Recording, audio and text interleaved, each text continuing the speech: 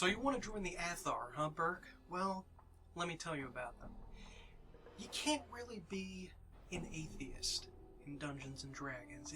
It doesn't quite work that way, because in the real world we don't have any definite, verifiable physical proof of any deity.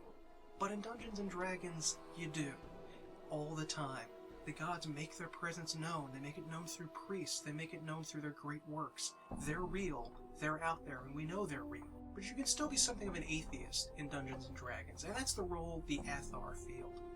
The Athar know that there are gods, but they don't believe that they should have the kind of weight and connotation behind the term god or deity. In Planescape, you're going to hear a term a lot referring to gods, which is power, because everyone knows that the gods are real and that they are extraordinarily powerful beings. But that's just the denotation of what they are. That's what the Athar think they are. They are extraordinarily powerful beings, and that's it. They are not special, they are not unique, they are not omnipotent, they are not omniscient, and they are not really deserving of our worship. They are simply something extraordinarily powerful that we have to be afraid of, and that ultimately has a negative influence on the world. See, plenty of people that aren't Athar would agree that the gods are not something special. After all, in Planescape and Dungeons & Dragons in general, gods can be killed. They're like the Norse or the Greek gods. Another god can kill them, or a very powerful series of mortals can kill them. They can die. But the Athar don't just believe that. They believe that the powers are a negative influence on the whole of the universe. They believe that the religious structure and their millions of worshippers and their temples and the belief in them is a false path, that there is a real truth to the universe, but whatever that truth is, it's not seen through the prism of the gods, it's obscured or muddied by viewing it through the prism of the gods. The powers pull people away from whatever that real truth is and keep it hidden, like powerful secret government agencies, like the alphabet agencies that we all have in the espionage community. They're not people that know the secret truth and will keep us safe from it or allow us to learn it. They're people that keep us away from it, keep it dark, keep it hidden, keep it far away from where we could learn it. The Athar believe that we should be able to be on our own in the world, that we should be able to learn the dark without the help of the gods, and that's the function that they perform in Sigil.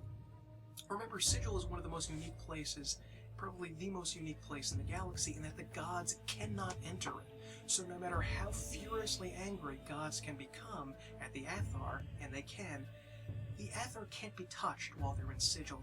The deities cannot enter.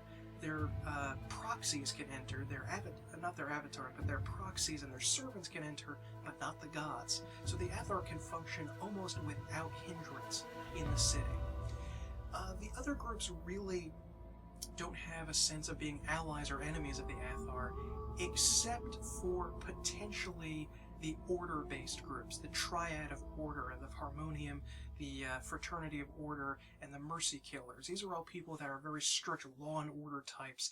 They don't like the boat rocked, and as such, they support the religious infrastructure and like the idea of a structured, ordered view of religion to guide people through their lives, something that the Athar hate, especially because the Athar, in their main function in Sigil, try to spy on and act as watchdogs for the various religions.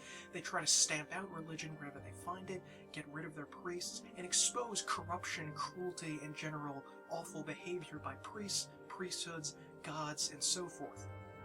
The Athar can be very much a group of troublemakers in the eyes of the order-focused people, and they don't necessarily like that.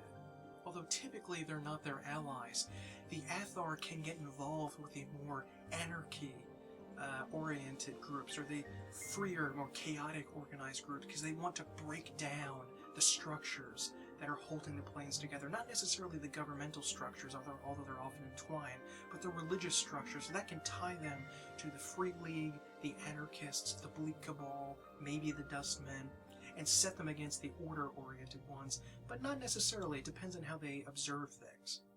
In Sigil, the Athar headquarters is a place called the Shattered Temple, the former temple of Eoscar, the deity that was killed by the Lady of Pain, and they love the idea of living in a broken down temple, a symbol of a god that was defeated, because the Athar have one of the most impossible tasks of any of the groups in Planescape. The idea that they could wipe out all of the powers is almost absurd, that they could destroy the hundreds or thousands of the most powerful beings in existence, the beings that have legions of followers, enormous amounts of power, are literally superhuman in every one of their abilities.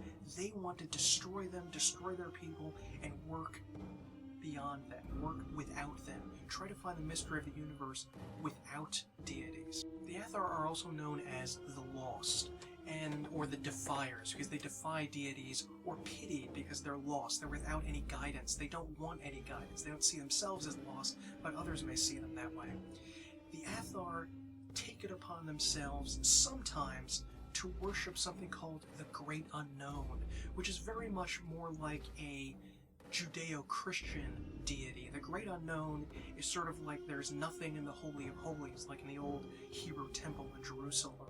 A mysterious, ineffable God that may exist somewhere out there, but like in the real world, we don't have any definite scientific proof. And some of them believe in that, some of them do not. The ones that believe in them can get spells from the Great Unknown, whatever the heck that is, so maybe there is something out there like that. So there's a lot of room to play around with the Athar. Tons of political stuff, because they can step on the toes of nearly anybody in the city who worships some sort of deity or believes even faintly in the gods, or is worried.